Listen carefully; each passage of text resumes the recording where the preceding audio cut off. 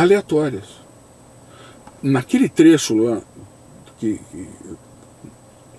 tem que manter isso aqui, ou não sei o quê, tem, num trecho de, acho que 6 segundos, 7 segundos, tem 4 ou 5 interrupções. Então você não sabe, na verdade, quanto tempo aquilo tinha.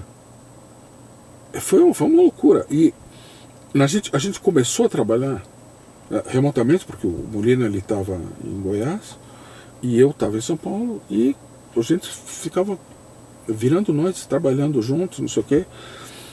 Eu comecei a trabalhar de verdade na quinta noite, aí sexta-feira todo mundo me telefonou, dos jornais, revistas, TV, para saber o conteúdo da gravação. Eu falei, eu peguei a gravação de noite. Era assim. O que chegou para você? Chegou... Não chegou o pendrive? Não, chegou isso foi meses depois. Aliás, chegou... O arquivo original surgiu muito depois. A gente periciou as cópias enviadas pelas TVs, pelos jornais. Que já podiam ter sido mexidas. Poderiam ter sido mexidas. Sim. Então a gente analisou isso, foram umas 40 horas de trabalho entre quinta-noite e segunda-feira de manhã, porque o Molina ia dar uma declaração na segunda-feira de manhã. E foi uma doideira, porque tinha que fazer espectrogramas, fazer levantamento de tabelas, ver as interrupções, estudar.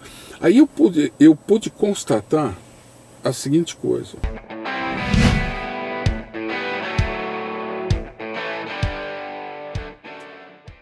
Muito bem, mais um Leadercast. Eu sempre começo contando como é que o meu convidado veio parar aqui. Não lembro.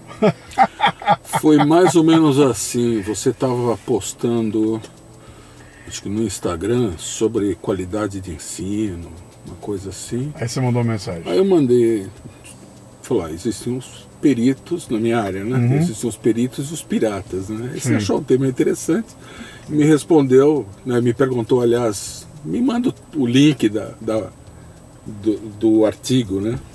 Aí te mandei por e-mail, né? E aí você falou que o assunto era interessante. Aí eu li e falei, pô, que assunto legal aí, cara, vamos gravar, pronto. Aí eu lembrei, ele falou, vamos nessa aí. Então estamos aqui para mais um Leadercast. Eu sempre começo com aquelas 3 perguntas fundamentais, que são as únicas que você não pode chutar, o resto você pode chutar à vontade. Eu estudei bem, inclusive. As 3, né? Por favor, tá anotado, você trouxe uma colinha, vamos lá.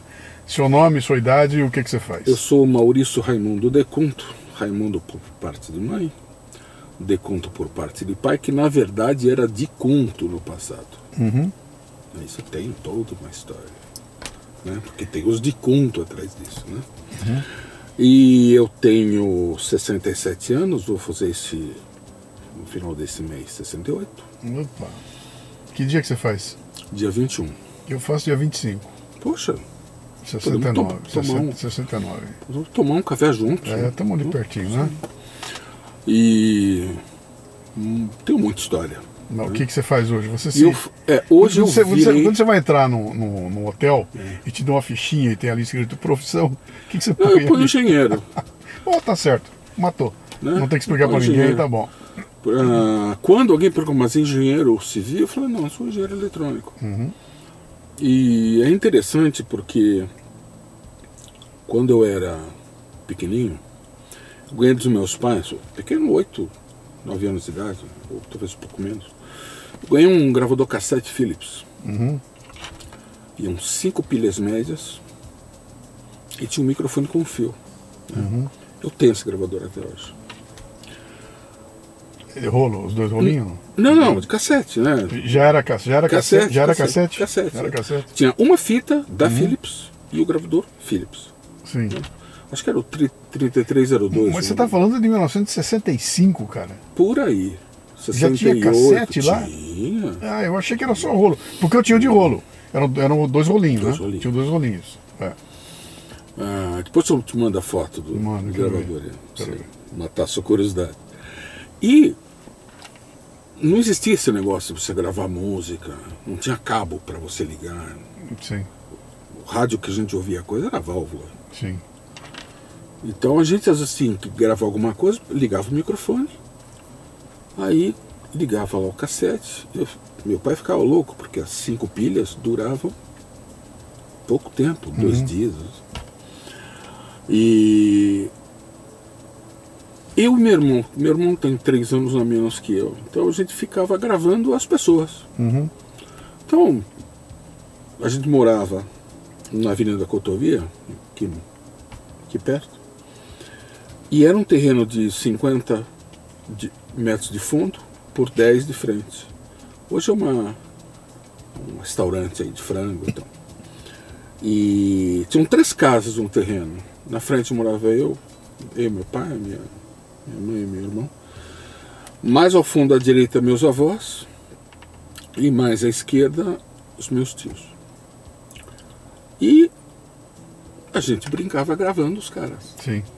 Então eu gravava, por exemplo, a minha voz falando assim: olha, eu tô aqui, você não vai me achar. Pegava o gravador, levava por atrás de um vaso na sala da minha avó. E soltava o áudio. E soltava o áudio para ver o que acontece, o que acontecia e tal. Né? E aí eu via que quando eu gravava de perto, tinha um som. Se eu gravava de longe, tinha outro som. Porque se eu for falar de perto, Sim. a voz tem um certo timbre. Sim. Se eu falo de longe, aí fica muito baixo, então eu tenho que falar mais alto, com mais energia. Sim. Então eu comecei a perceber isso com 7, 8 anos de idade. E aquela, eu não sei se você vai lembrar disso, mas aquela sensação fabulosa de você pela primeira vez ouvir a tua voz saindo de uma caixinha. Você ser gravado, deve ter acontecido com você, aconteceu comigo. Meu pai levou o gravador em casa, fala aí. E olha, cara, se eu não me engano, eu acho que eu tenho essa fita até hoje, bicho. Deve ter. Outro dia eu vi lá o gravador, tava lá, meu irmão tava mexendo nele, tem nossas gravações, aquele molequinho, que os dois aí, um entrevistando o outro, muito parecido, né?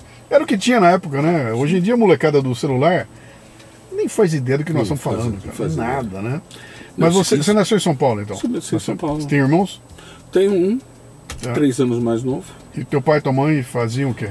O meu pai, ele teve muitos empregos, né? O último emprego foi como assistente de administração na Beneficência Portuguesa. Sim. Mas ele trabalhou em banco, em lojas de ternos, ele fez muita coisa. Né? A minha mãe era professora, depois quando casou virou profissão do lar, né? Como era o teu apelido quando você era pequenininho?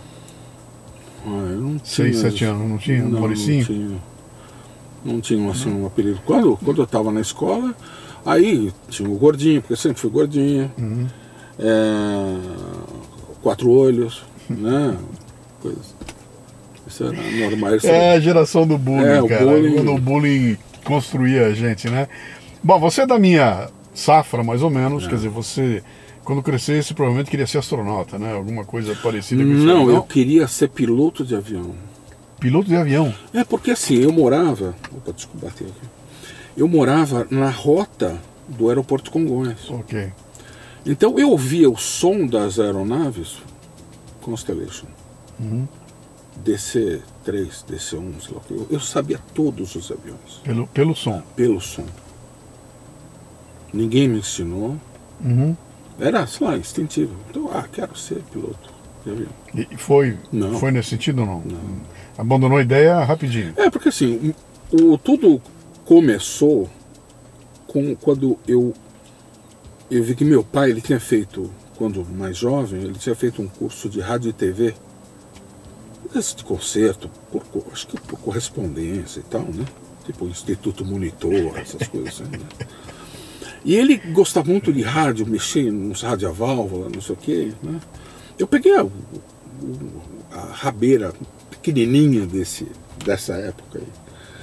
Aí ele me deu um kit da Philips chamado Engenheiro Eletrônico Philips, com montagem. Aquilo me enlouqueceu. Adivinha se eu não tinha. Tinha um engenheiro químico, lembra? E tinha o engenheiro eletrônico. O químico eu não lembro. Eu tive os dois, cara. O engenheiro químico e o eletrônico. Você imagina hoje em dia que você vai dar para um moleque de 8, 9, 10 anos de idade uma caixinha com um monte de vidrinho com elementos químicos lá dentro. E tinha um elemento químico lá dentro. Imagina que se passa pela cabeça de alguém dar hoje um treco desse na mão da molecada. E a gente pegava aquilo, vinha um manualzinho e você começava a fazer experiência. Então, misture um pouco disso com aquilo. Aí fazia um líquido azul, um líquido verde, saia fumaça.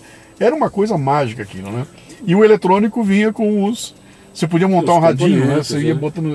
Cara, como meu dedo doeu com aquilo lá. Né? Eu ainda tenho o manual em algum lugar guardado e eu tenho um ou outro transistor daquela época. Puta vida. De germânio e tal, né? Sim. Foi uma revolução na minha cabeça. Sim.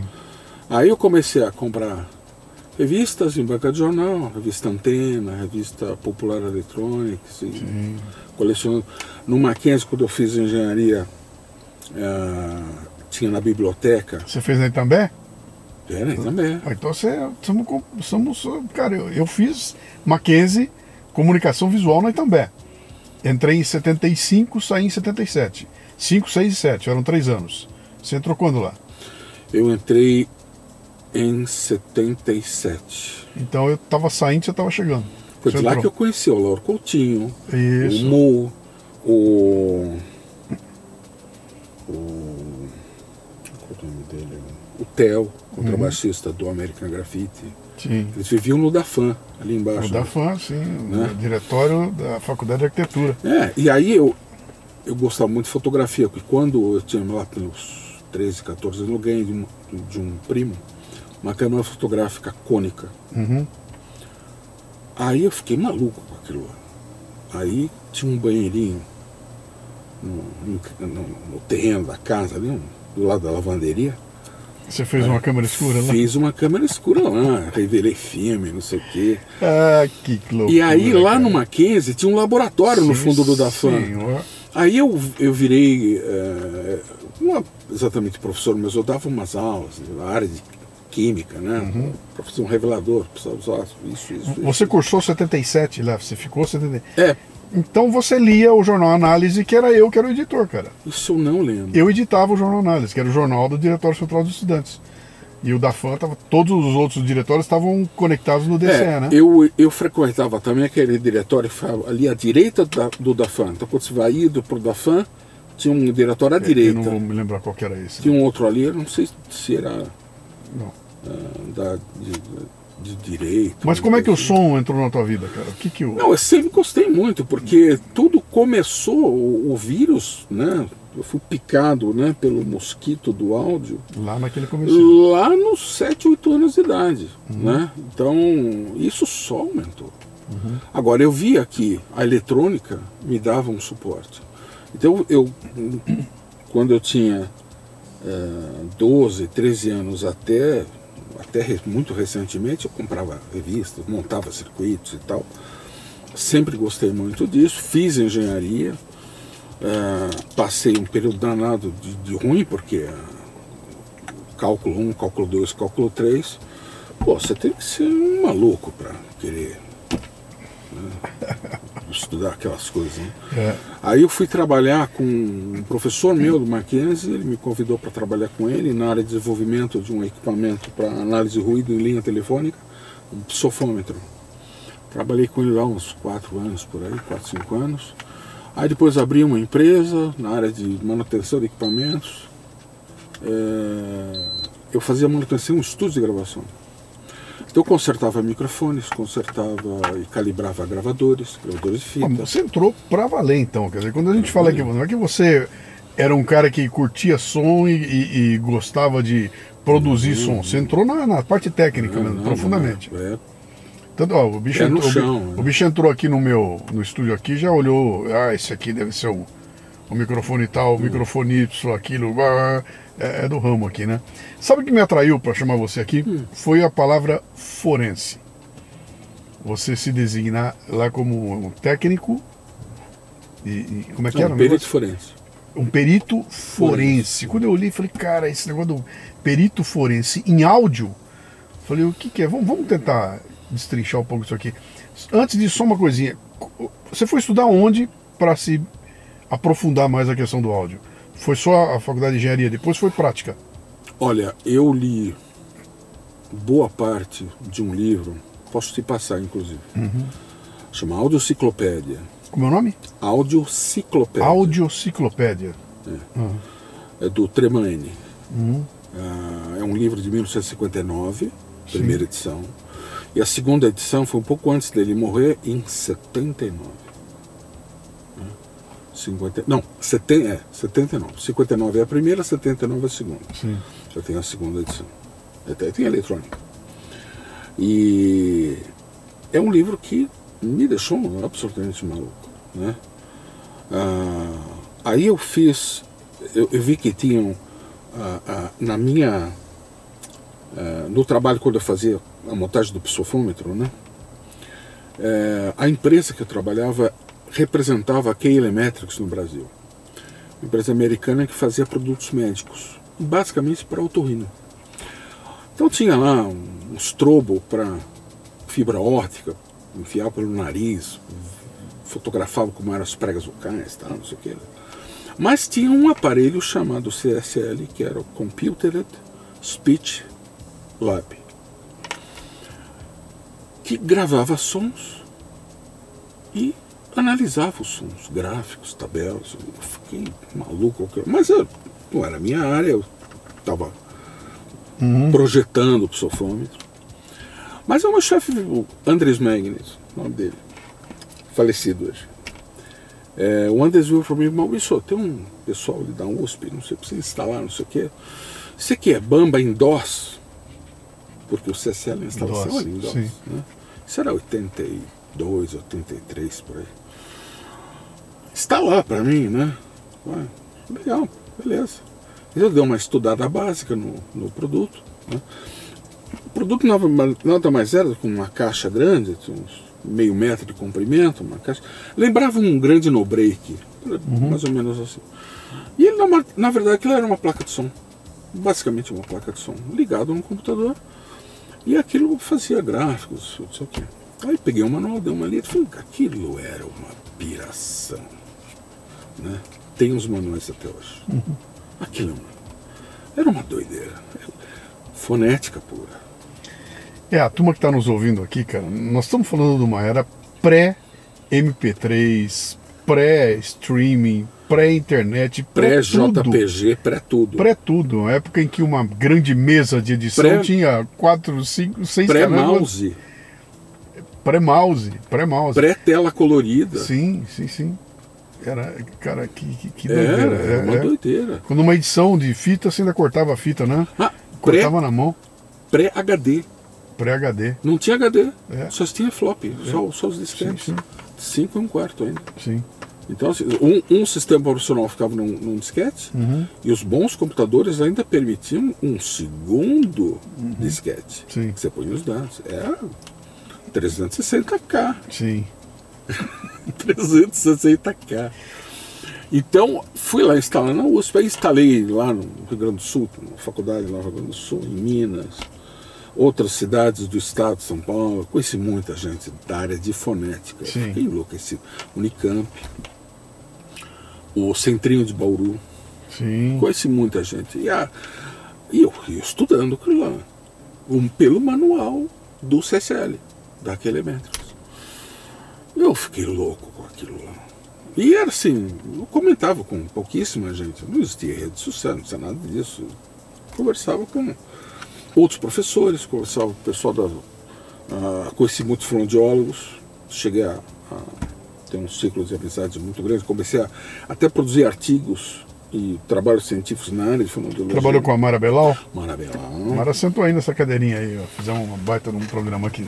Então, gosto muito da Mara Belal. Sim. Tem muita gente boa. Você não foi para produção de som, você ficou na técnica, né? Você nunca esteve na frente do microfone produzindo conteúdos para ser transmitido por som? Em 79, um cara bateu na nossa porta lá.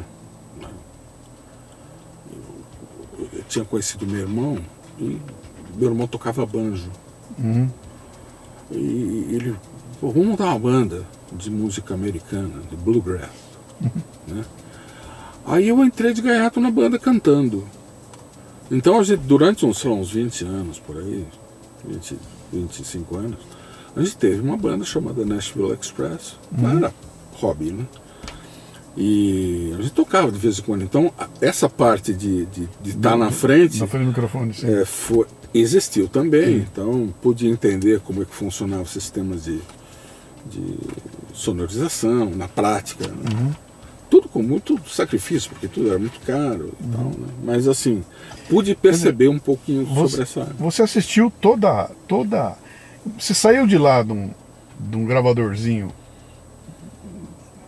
tosco, assistiu toda a parte da digitalização até chegar nos dias de hoje, quando a gente... Bom, a IA agora então, que ela bota a minha voz em você, bota a tua em mim, muda o idioma e faz chover, né? E rápido. E de certa forma nós somos privilegiados, né? Porque a garotada nova não vai saber o que é. Você tá lá atrás e a turma da antiga também não vai alcançar. Tem que pôr os links embaixo, né? Nós estamos assistindo toda essa evolução conosco vivos, cara, e atuando em cima desse mundo aí. É muito louco, cara. E o som é um negócio sensacional. Bom, eu sou apaixonado pelo som, né? A minha história vem de longe, cara. Meu pai começou como locutor do serviço de alto-falantes. Aliás, ele instalou o serviço de alto-falantes no estádio Alfredo Castilho, lá em Bauru. Não tinha transmissão em jogo, né? Ele teve uma sacada, né? Viu uma quermesse, falou, por que não tem, não? E levou e botou, e virou o locutor. E daí foi pra rádio e tudo. Então, a vida inteira eu convivi muito perto dessa questão do rádio. Até cair por uma grande acaso, eu vim parar no podcast, né? Acaso mesmo, 2006, né? E aí que eu fui sentindo a grande pegada de você transmitir a emoção pelo som, aquela coisa toda, e até trombar com os estudos de um especialista chamado Alfred Tomatis, um médico, um especialista que ele estudou muito essa questão do impacto da voz do ser humano e tudo mais, né? E aí tem uma frase dele lá que eu sempre uso nos podcasts que pra mim matou a pau, que ele fala que ouvir é vibrar junto com outro ser humano, né?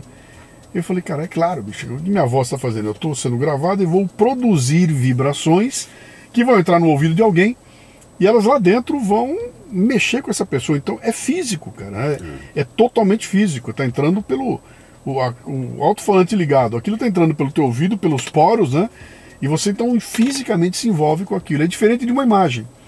Eu sentar e vejo uma imagem, ela não me atinge no corpo, não entra no meu corpo como um som entra, um baixo, um subwoofer vibrando, aquele bum, bum, bum, aquilo dá pra você um efeito, né? E eu virei depois um maluco por home theater. Cara, nos anos 80, comecei a brincar com home theater, montar, até chegar no momento em que os caras desenvolveram um projeto nos Estados Unidos onde você instalava um aparelhinho redondinho, parecia um disco voador, fazia o piso levantado e punha aquele aparelhinho embaixo. E aquele aparelho era ligado na saída do subwoofer. Então quando o subwoofer fazia BUM, aquele aparelho vinha e vibrava. Ele vibrava o piso onde você estava sentado em cima. E aí, meu amigo, o tiranossauro entrava na sala. Você deve lembrar quando surgiu o filme Terremoto. Sim. Que tinha umas caixas no fundo lá da sala de projeção. Sim. No Commodore Cinerama. Commodore, sim. E caixas da JBL, Altex, sei lá o que, tinha um som de subgraves, né? Sim. 8 Hz, 10 Hz, aquilo era uma loucura. Sim, sim. Né? Então, e eu cheguei a fazer até projetos de acústica para ambientes pequenos, né? Quando surgiu o 5.1, né? Sim. Era muito legal. THX, aquela coisa toda, né? Mas me fala uma coisa, e aí você se especializou, você montou uma empresa, o que você fez? Não, eu, em final dos anos 80, eu montei uma empresa de manutenção de equipamentos. Então, eu tinha como clientes, por exemplo, o Nelson Aires. Quem? Nelson Aires, pianista. Nelson Aires, grande. Conheci ele no Mackenzie. Sim. Inclusive, porque ele foi mackenzista, inclusive. Sim. Ele tinha um estúdio aqui na travessa da Doutor Arnaldo, lá, chamava Fundos. Então eu calibrava, ele tinha um rolo... esqueci a marca, ou alguma coisa, não lembro agora. Calibrando lá, então... Pô, Maurício, ele estava estudando para maestro, né? Eu calibrando lá o gravador, eu falei, Maurício, ouve esse acorde aqui, ouve esse, qual você acha melhor? Eu falei, pô, Nelson, né? peraí, né? Eu não sou músico, né? Só sou um... Não, eu sempre fui músico como passatempo, né? Sim, mas não o cara de ler a partitura, não, a coisa toda, não. Né? Aquilo parece um papel cheio de... Como é que o lance do forense entrou no teu negócio? Só define para nós o que é o tal do forense. O forense é você fazer uma análise com responsabilidade. É a forma com que eu defino. Sim. Então, por exemplo, se você vai analisar, sei lá, esse livro de forma forense, bom, eu vou analisar as medidas, vou analisar o texto, vou analisar se as figuras têm direito autoral, ou seja, tudo aquilo que traz algum tipo de responsabilidade ou responsabilização de alguém. Uhum. Porque ele usa aspectos legais. Entendi. Então é toda uma ciência baseada em você ou defender ou culpar alguém e, eventualmente, ter uma dosimetria de quanto a pessoa errou, né? Uhum. Então, só que eu nunca estudei a área forense. Sim. Nunca. Sim. O que aconteceu é que depois da empresa, a minha empresa existe, mas nunca mais eu cuidei de manutenção de equipamentos. Aí eu trabalhei no início dos anos 90, para o Marco Stefanini, na empresa de consultoria. Hoje tem milhares de pessoas pelo mundo na área de informática, só que quando eu comecei com ele, foi no início dos anos 90, foi por causa do plano Collor, né? Tinha que fazer, né? A minha empresa, praticamente, eu perdi todos os meus clientes, né? Sim. E pedi para a minha secretária, que é a minha prima, inclusive, procura empresa de informática, alguma coisa eu conheço. Marco Stefanini, né, vindo da Faria Lima, não sei o que, fui lá, não sei o que, eles tinham 8 pessoas. A Stefanini é 8 pessoas, uma coisa assim. Comecei a dar treinamento na área de informática. Por conta disso, eu dei treinamento em muitas empresas, como Editora Abril, Gazeta Mercantil, Que Bom... Na área de áudio? Não, na área de informática. Na área de informática. Então você estava, ok. Word, Excel, PowerPoint, Sim. Coisas assim, né? Aliás, lembrando que nessa época tinham programas que não existiam. O Windows não existia. Não. Tinha o Windows 3.1, né? Que era meu primeiro computador. Meu primeiro computador. Na minha época eu trabalhava numa multinacional onde só tinha um mainframe. Aqueles baita computador gigante. Não tinha computador pessoal. Não existia na nossa área um terminal de computador. Era tudo na unha, tudo feito na mão, né? E eu comprei o meu primeiro computador que eu levei para a empresa. Imagina, estava numa multinacional. Carreguei para lá, comprei um XP. E eu me lembro que na época era tudo montado. Não tinha. Ou você comprava o Itautec, né? Era uma coisa parecida. Ou mandava montar um negócio, aquelas coisas paraguaias. Eu comprei um desse aí montado. E eu me lembro de chegar em casa, cara, com aquela coisa, aquele monitorzinho desse tamanho, 14 polegadas verde, aquela CPU debaixo do braço, botar aquilo na tomada, encontrar um botão de liga e desliga, ligar, e aí numa tela verde aparece um Czinho e fica piscando. E eu não tenho a menor ideia de onde ir pra ir, onde ir a partir dali, né, cara? Que era fiquei tão traumatizado com aquilo que eu nem mergulhei no assunto. Logo depois, na sequência, tava surgindo o Windows que aí quando bota um mouse na tua mão, muda a história da humanidade, né? Tudo mudou ali, né? Mas o forense, como é que pinta o negócio do forense? Então, depois que eu trabalhei dando aula particulares para empresas, uma delas foi o Pueridomus. Sim. Eu fiquei alguns anos lá, até a virada dos 90 para 2000. Aí eu fui entrevistado pelo Estadão. Tem uma matéria no Estadão sobre aulas particulares. Aí eu virei professor particular, dava aula em tudo quanto é lugar, como aulas particulares.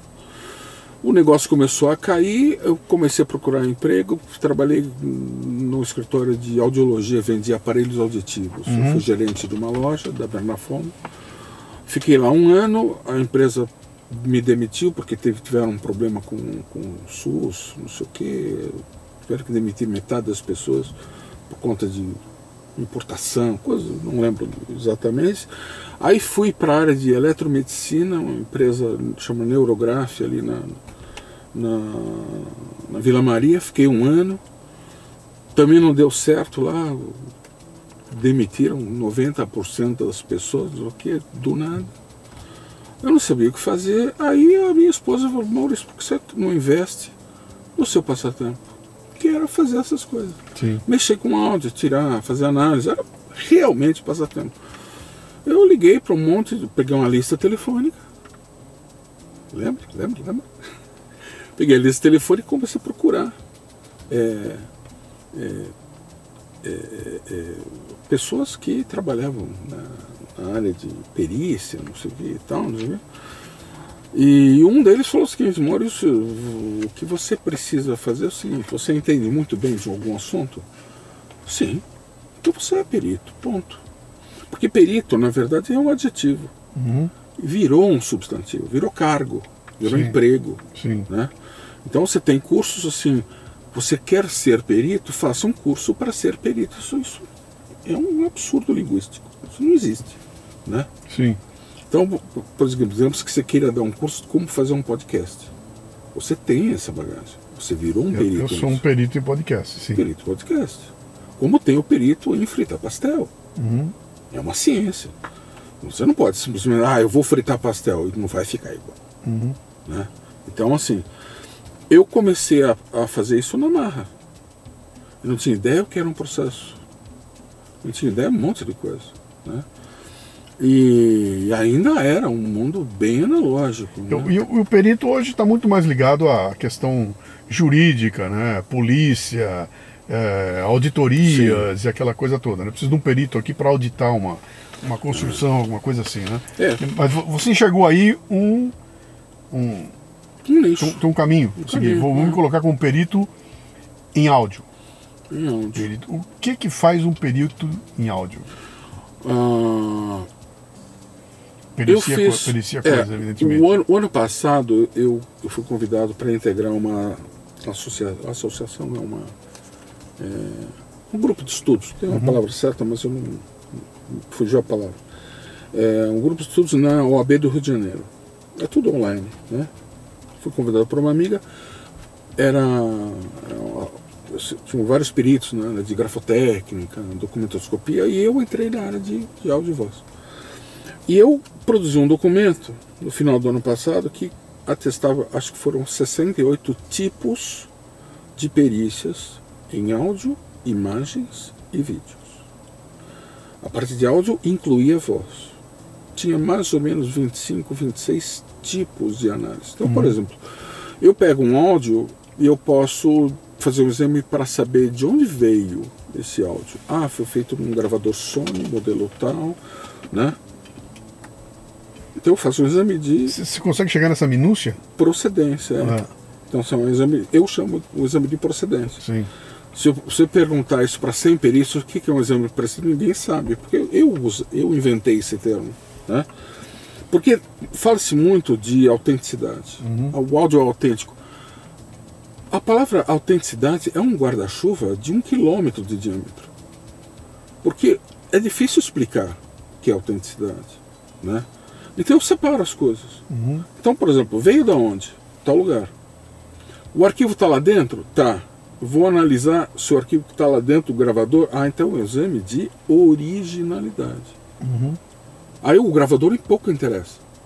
Eu vou fazer um exame para saber se aquele arquivo foi preservado dentro do gravador direitinho. Muito bem. Agora eu vou ver se o áudio tem alguma edição. Aí é um exame de integridade. Eu separo as coisas. Porque quando se você não separar, fica uma coisa genérica. Né? Fica difícil explicar. Que você está falando aí, eu tô voando aqui. Eu estou imaginando estou imaginando aí o Glenn Greenwald abrindo lá os teras que ele tem de gravações lá do hacker que pegou do telefone, do WhatsApp, do Moro, aquela coisa toda. Então, eu pereci vários desses. Então, um volume... Conta, aí tá todo mundo curioso aqui. O que chega para você? Quando você vai periciar, chega o que para você? Tem, por exemplo, eu fui uma das poucas pessoas que periciou aquela gravação do Temer com o Joyce Batista. Ok. A convite do que na Ricardo teoria Molina. Foi gravado a partir de uma caneta, né? Não, foi um tipo de um pendrive.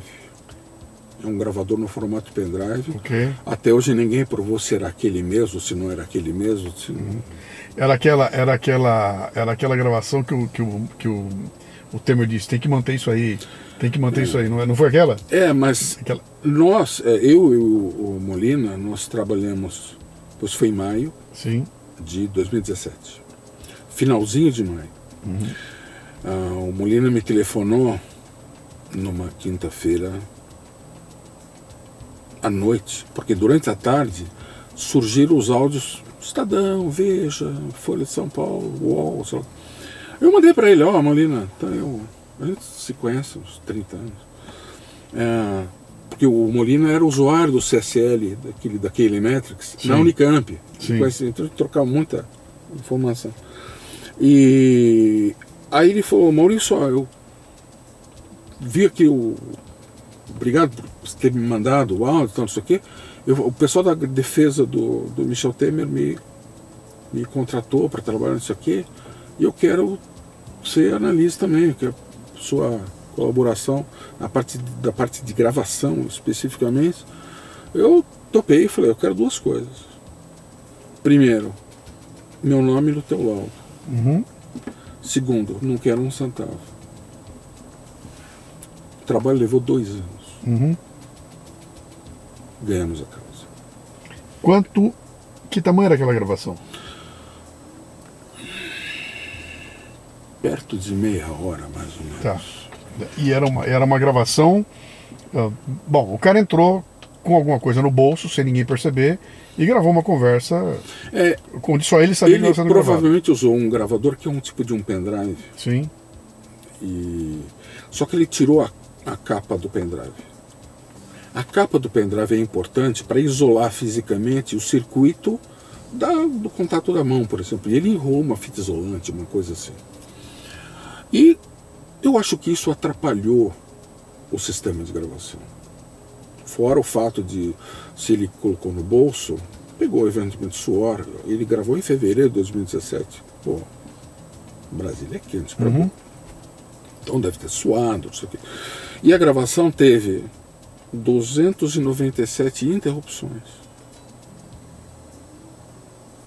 aleatórias. Naquele trecho lá, que tem que manter isso aqui, ou não sei o quê, tem, num trecho de, acho que 6 segundos, 7 segundos, tem 4 ou 5 interrupções. Então você não sabe, na verdade, quanto tempo aquilo tinha. Foi uma loucura. E a gente começou a trabalhar remotamente, porque o Molina estava em Goiás e eu estava em São Paulo, e a gente ficava virando noites, trabalhando juntos, não sei o quê. Eu comecei a trabalhar de verdade na quinta noite, aí sexta-feira todo mundo me telefonou, dos jornais, revistas, TV, para saber o conteúdo da gravação. Eu falei, bom, eu peguei a gravação de noite. Era assim. O que chegou para você? Chegou... Não chegou o pendrive? Não, chegou isso foi meses depois. Aliás, chegou... O arquivo original surgiu muito depois. A gente periciou as cópias enviadas pelas TVs, pelos jornais. Poderiam ter sido mexidas. Poderiam ter sido mexidas. Sim. Então a gente analisou isso, foram umas 40 horas de trabalho entre quinta-noite e segunda-feira de manhã, porque o Molina ia dar uma declaração na segunda-feira de manhã. E foi uma doideira, porque tinha que fazer espectrogramas, fazer levantamento de tabelas, ver as interrupções, estudar. Aí eu pude constatar a seguinte coisa. Eu tenho uma informação que só eu tenho. Ninguém descobriu isso. Uma das interrupções aconteceu da seguinte forma. O Joesley estava no carro dele, tinha um motorista, e estava ouvindo a Rádio CBN. E o motorista continuou ouvindo a Rádio CBN. Né?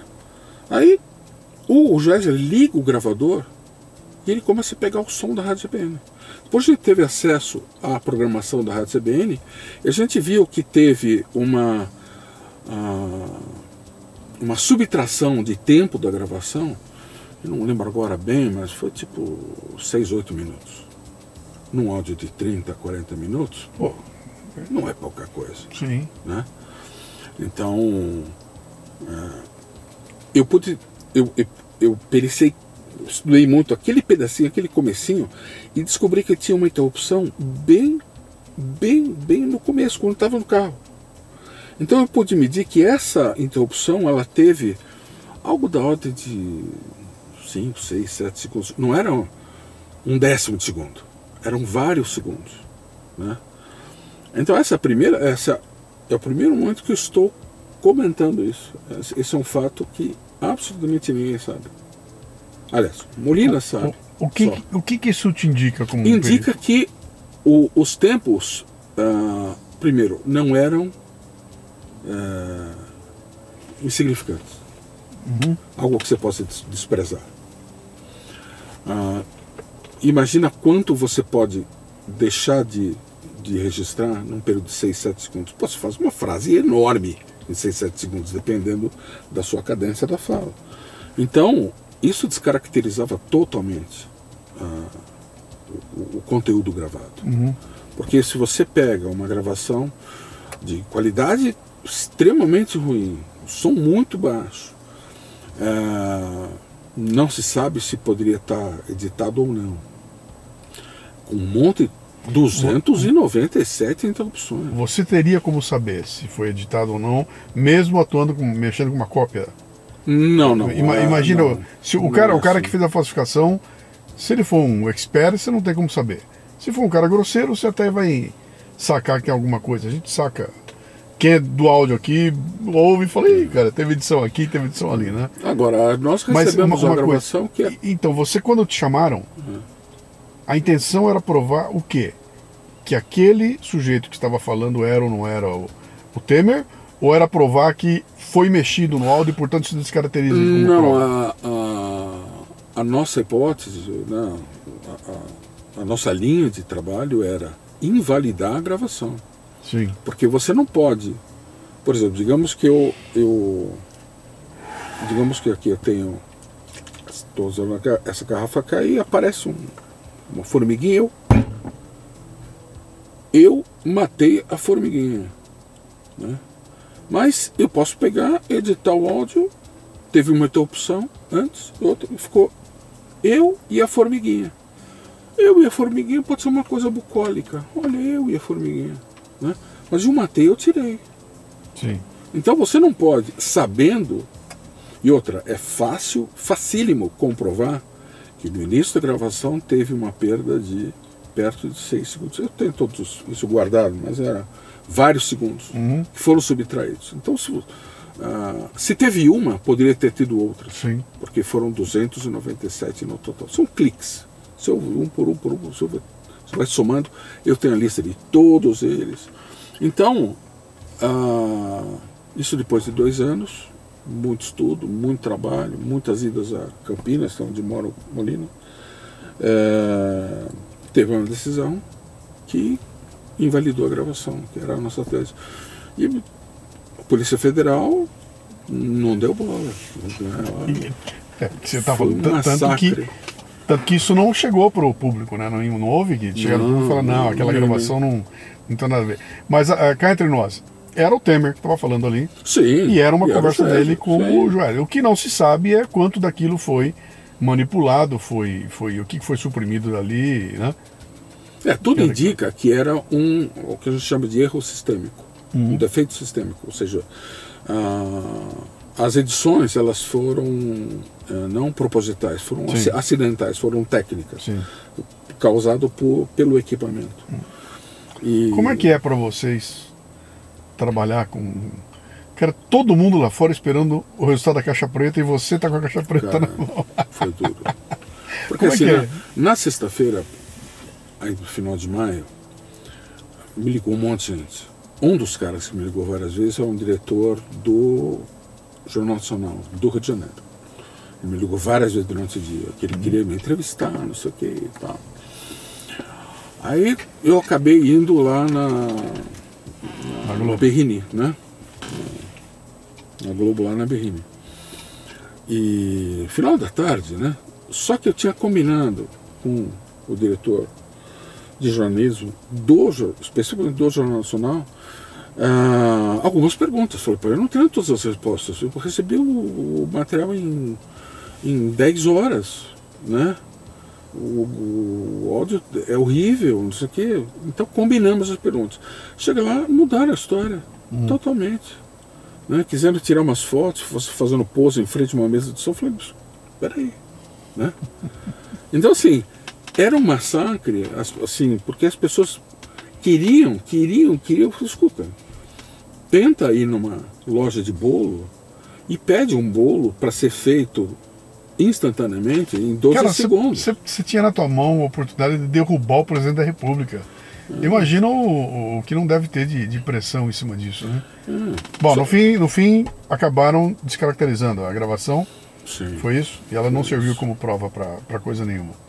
Porque o problema é justamente esse. Você não pode aceitar um material que ele não pode ser considerado, entre aspas, autêntico. Sim. Né? Você não sabe se foi editado.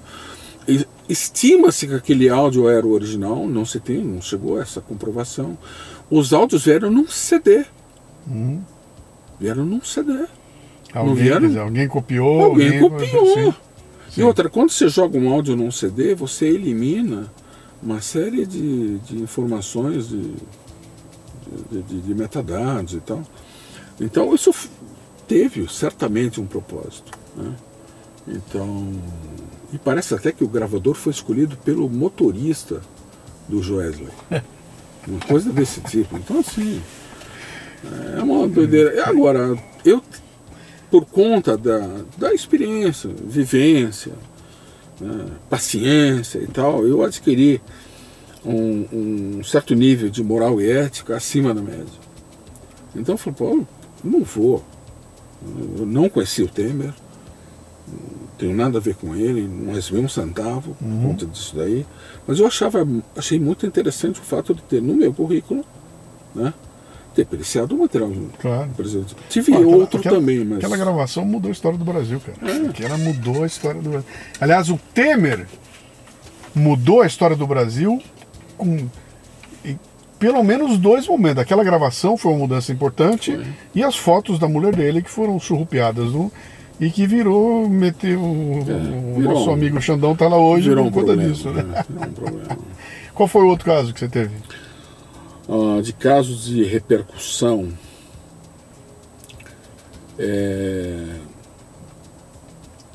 vou contar uma casquinha, porque eu não posso citar muita coisa.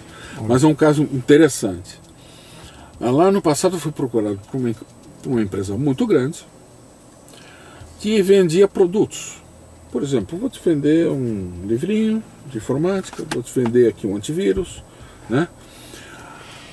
E quem vendia era o telemarketing, né? Aí o advogado da empresa que me procurou falou, olha, está acontecendo uma coisa estranha, porque tem um sujeito que falou o seguinte, eu comprei um suporte de informática, ou comprei um antivírus e caiu no cartão de crédito um suporte de informática. Falei, me passa o que você tem, né? Comecei a ver, a analisar. Veio, sei lá, meia dúzia, depois 10, depois mais 20, mais 50, e chegou a alguns milhares de gravações. Aí, resumindo a história, digamos que o seu Zé, ele tá lá. Oi, meu nome é Zé, eu quero comprar um produto de vocês. O senhor está interessado no antivírus? Sim, eu estou interessado. De que forma o senhor vai pagar? Cartão, papapá. Aí tem uma outra gravação. Aqui o seu Zé, isso aqui. O senhor gostaria do suporte técnico de informática? Não sei o quê? Sim, eu quero. De que forma o senhor vai pagar? Cartão de crédito. Ou seja, percebeu-se que era muito parecido a venda do antivírus e a venda do suporte técnico. Sim. Só que quando você junta as duas gravações, deu match. O que quer dizer isso? Eram absolutamente idênticas. Eu uso uma técnica simples, que é uma técnica de subtração. Eu pego um áudio, põe em cima, põe o áudio embaixo, da primeira gravação, da segunda gravação. A de baixo eu inverto a fase. Sim. 180 graus. Sim. Soma as duas. Tem que dar zero. Se der zero... Se der zero, uma é idêntica à outra. Uhum. Eu periciei também, isso teve um desdobramento imenso, isso que foi um trabalho interessantíssimo. Eu periciei também 2 áudios, lembra do Bessias? Aquele áudio famoso da Dilma falando com Vou mandar o Bessias. Vou mandar o Bessias. Eu periciei esse áudio e um outro. Foi para a empresa de advogados do Instituto Lula. Eles falaram assim, não, porque a gravação foi alterada, não sei o quê, porque saiu na mídia, não sei o quê, tal, não sei o quê. Aí eles me mandaram o áudio original da Lava Jato, eu tenho isso guardadinho, e vários áudios que a UOL, o Folha, Estadão, Globo, né? Era tudo MP3. Só que o áudio do Guardião, que é o sistema da Polícia Federal que grava essas interceptações, é um formato de áudio marreta, é um sistema chamado ADPCM, em 4 bits. A gente está acostumado a ouvir áudio de 16 bits ou 24, é 4 bits. Ou seja, o áudio, quando você grava, você usa uma escala. Quem grava o som mesmo é a placa de som, não é o software. O software só dá a ordem para a placa de som gravar. E você tem uma régua que fala, aqui é tantos milivolts, ou tantos dB, né? Quando você tem 16 bits, você tem perto de 65 mil subdivisões. Quando você tem 8 bits, você tem 256 subdivisões. Quando você tem 4 bits, você tem 16 subdivisões. É 2 elevado a 4. Uhum. Então, assim, é uma régua muito pior que uma régua de escola de plástico. É uma régua desses de medir pano em loja de pano. Sim. Que tem de centímetro em centímetro. É uma régua furada, né? Mais ou menos. E o áudio é gravado em 4 bits. Né? Esse do sistema da Polícia Federal. Porque tem que ser minúsculo o áudio. Né? Para não ocupar muito espaço. Para não ocupar muito espaço. Quer dizer, eu não quero a qualidade do áudio, eu quero o registro que não ocupa muito espaço. Agora, é um sistema de gravação que você entende bem o que é falado. Sim. Agora, se você vai fazer uma análise forense de fonética, que a fonética é um braço da linguística que estuda o som da voz. E aí você extrai níveis de decibéis, frequências, tempos, você consegue medir coisas. Sim. É muito útil. Mas se você tem uma gravação ordinária em 4 bits, 8 kHz, que é uma coisa assim sofrível, pô, peraí, né? É inteiro contaminado, ou seja, você não tem um espelho da realidade, você tem um fragmento distorcido da realidade, né? Então, o áudio do sistema Guardião, você vai no Windows Media Player tocar, ele às vezes não lê. Então se converte para MP3 para poder ouvir, sem nenhum problema. Né? Só que na hora de periciar, eu tenho que pegar o arquivo original. Você tem que pegar o original. Sim. Mas a Globo, Estadão, UOL, Folha, tudo manda MP3, WMA, esses formatos mais populares. Está tudo certo. Só que o Instituto Lula falou, não. Os advogados lá do Instituto Lula não, mudaram, editaram, e eu fiz essa subtração e é absolutamente idêntico. Agora, o que tem de diferença? Quando você converte para MP3, como o MP3 é um sistema mais popular, sim, você tem um certo grau de compressão de áudio. Então o som que é muito baixo é levantado, o som que é muito alto é um pouco abaixado. Então você tem, se você vai ouvir no carro, por exemplo, você não perde nada ouvindo no carro, que tem barulho, tudo isso. Se você ouvir em casa, num equipamento bom. Em casa, o áudio original, você também percebe as variações. Sim. Mas se você pega o áudio original e vai ouvir no carro, tem partes que você não entende. Porque alguns trechos são mais baixinhos. Ele trabalha muito com a dinâmica do áudio. Né? Então eu comprovei que os áudios eram absolutamente idênticos. Eles não acreditaram. E eu expliquei. E talvez até hoje eu não tenha acreditado. Mas o áudio é absolutamente idêntico. No primeiro caso você fez seu trabalho e a Polícia Federal desconsiderou. O Temer quase caiu em função daquilo lá. Nesse segundo eles não...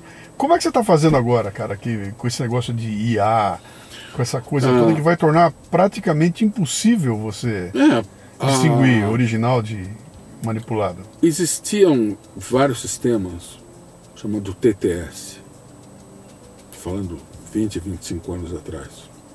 Text to Speech. Então você escrevia lá, oi galera. Aí falava, oi galera. Sim. Né?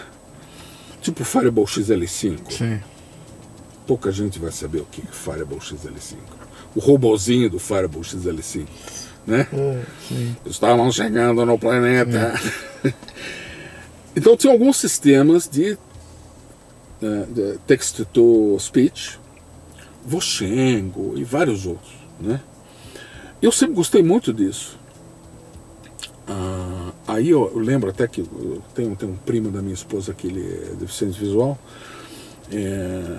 soube que ele queria ler os livros do Harry Potter, então eu peguei audiolivros, melhor, eu peguei livros do Harry Potter em PDF e transformei em áudio para ele poder ouvir. Usando IA? Não existia IA na época. Como é que você fez? Isso Leu? Tem 15 anos atrás. Foi leitura ou o que foi? Não, é um programa que ele pega texto. Usando aquele programinha aqueles programas mais então antigos. era um robozinho lendo para ele. Só que era um robozinho bem legal. Sim. Era uma moça, era uma voz feminina chamada Raquel, que foi, acho que, produzida em Portugal. Sim. Apesar de ser português brasileiro. Excelente o som. Isso 10, 15 anos atrás. Né?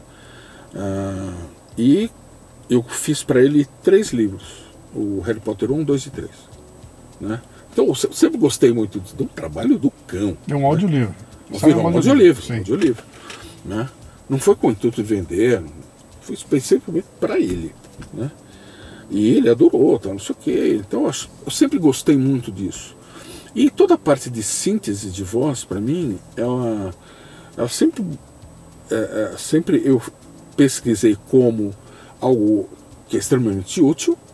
Agora, quando eu comecei a ver que a inteligência artificial estava abrindo as asinhas e se virando, eu comecei a ficar preocupado. Né?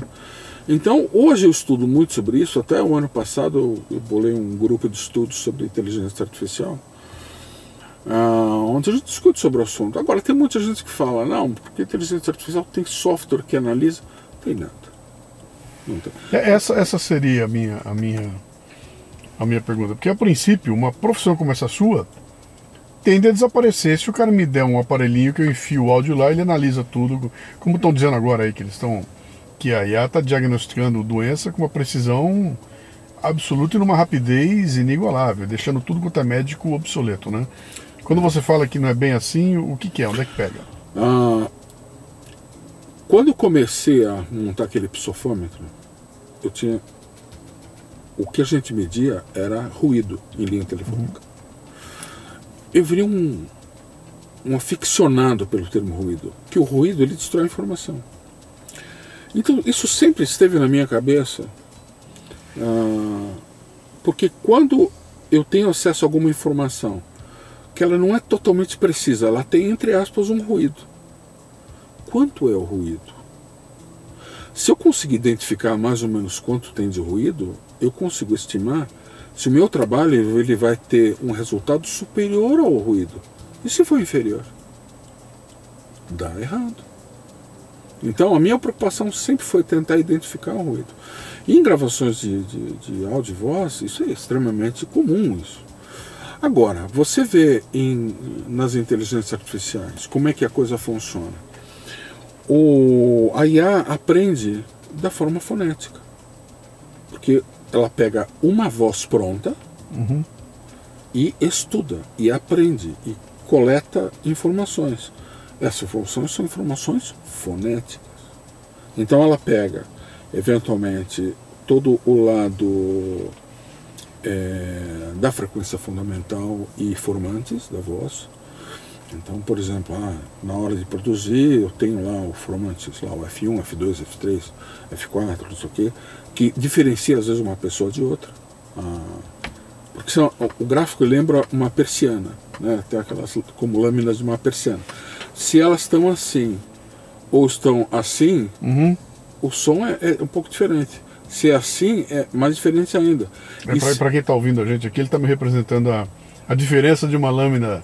A distância entre as lâminas. De uma lâmina para outra. Né? Tá. Então, se a lâmina 1 para 2 aumenta e a terceira fica parada, tem um som e por aí vai. Porque são coleções de harmônicos. Se o áudio é ruim também, isso vai pro vinagre. Né? Então o erro explode. Então, as IAs aprendem o lado fonético. Outro lado é o lado prosódico, que é o lado do falar monótono ou cantante.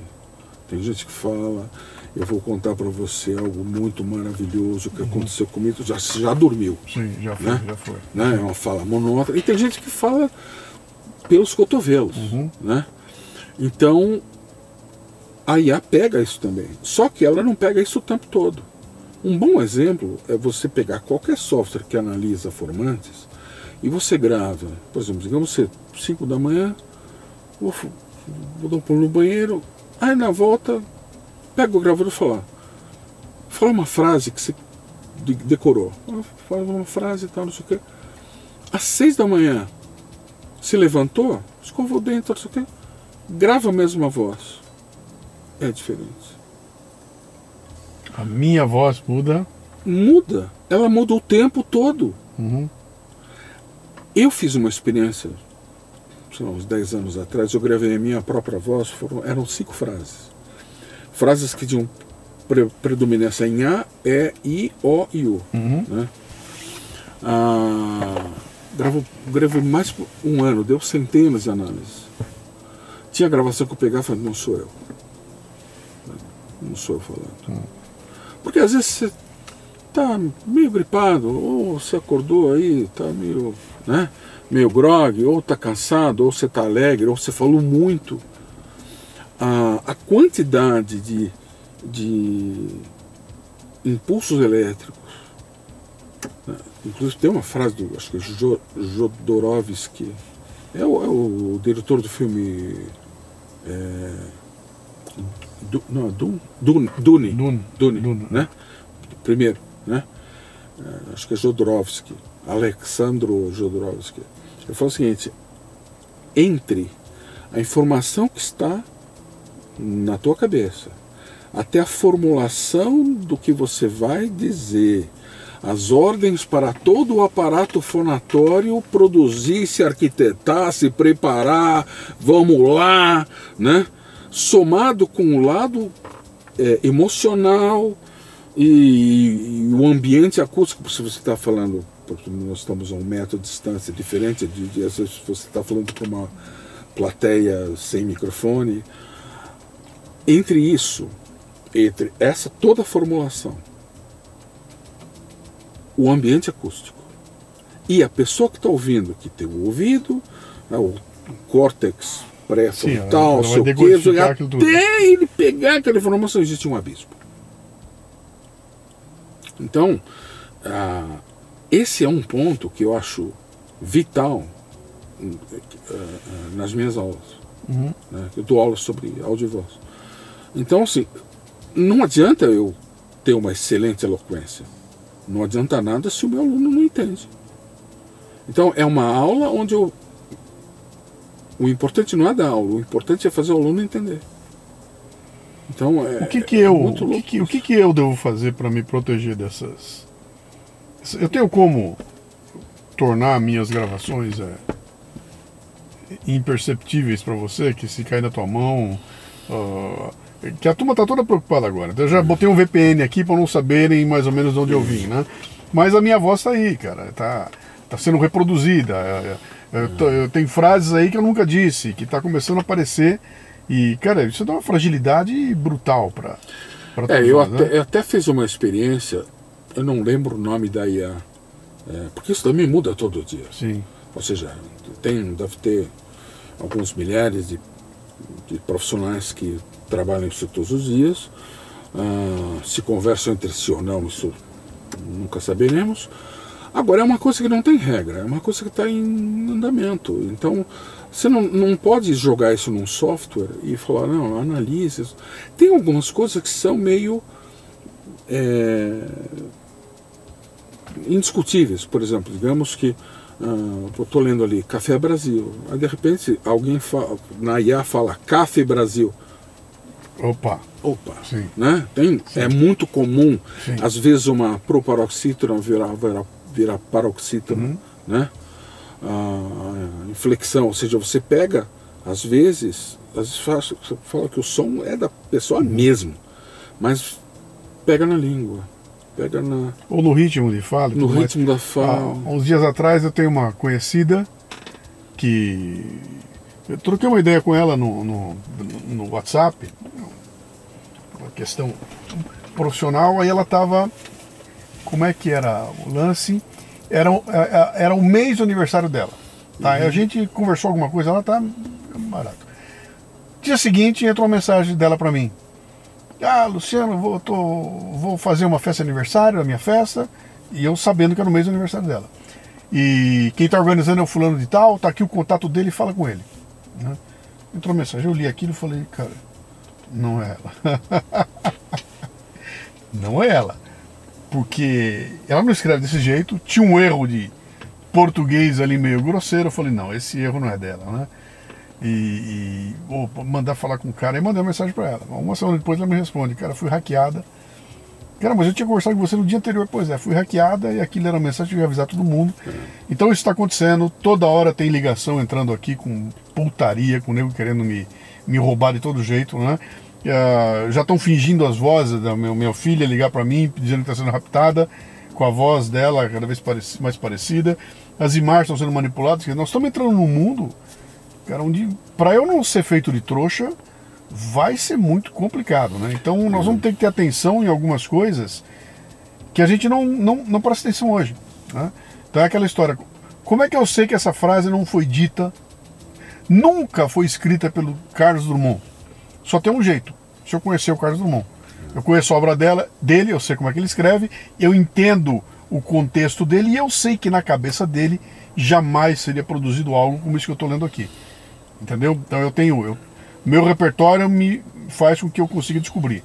Mas e quando é quem eu não conheço? Cara? Então, eu vou contar uma história, quero que você dê a sua opinião.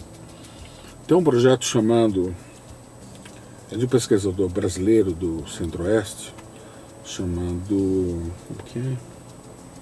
Já lembro, não.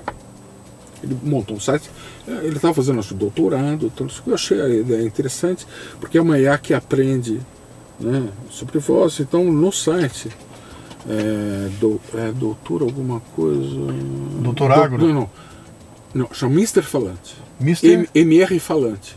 MR Falante? .com.br. Acho que é isso, Mister Falante. Se não for, depois eu pego e te passo. E hoje o site, às vezes ele volta para o ar, depois sai do ar, não sei. Mas se você for lá no archive.org, você consegue ver lá. Então ele tinha vozes do Bolsonaro, Dilma, Lula, tinha uns 5 modelos. E eu marquei com o pesquisador, a gente conversou virtualmente, assim, tipo Skype, uma coisa assim, durante 1 hora. Era para conversar, inclusive, com o pesquisador,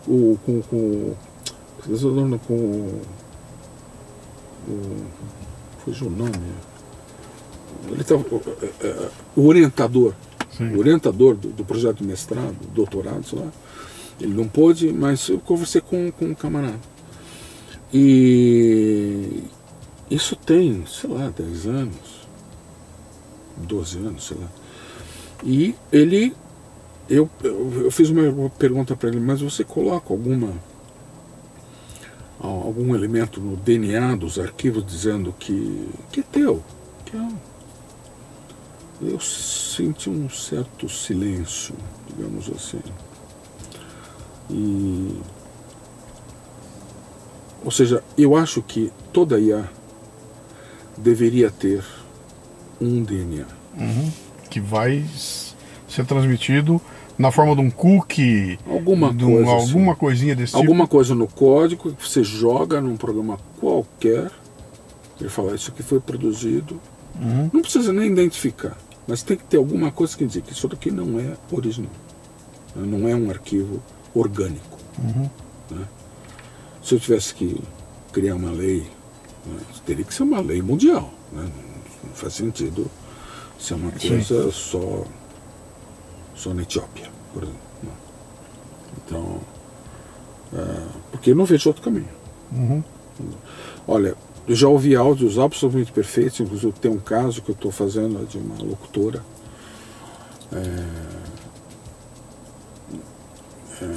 Tem as vozes vazaram de tudo quanto é lugar, a matriz da voz dela. Sim. Tem a voz dela em tudo quanto é lugar, então eu estou como assistente técnico dela. E as vozes, algumas são absolutamente perfeitas, né? Agora, onde que eu entro?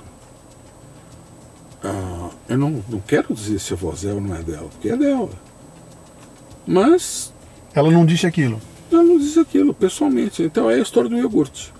Eu pego um iogurte que eu compro no mercado, aí pego um pouco de leite, misturo e aquilo vira um outro iogurte. Sim.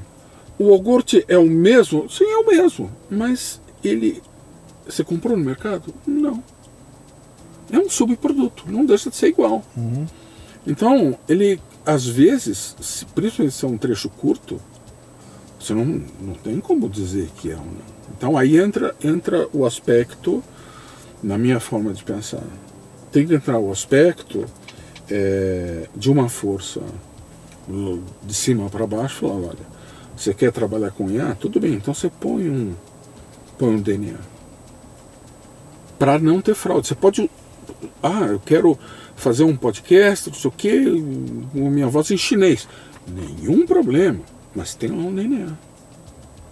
Então, eu acho que a única forma de conter isso é se tiver algum DNA na criação. Porque em 90% dos casos, ou mais, é para entretenimento, é para usos que beneficiam muita gente. Sim, sim. Né? É o que você está dizendo que nós vamos ter uma... vai ser que nem bolsa de luxo, cara. Você vai ter a Louis Vuitton original e vai ter uma Louis Vuitton que não é original, mas que é igualzinha ao original. Se você não for um absoluto perito, você não vai entender a diferença de uma para outra.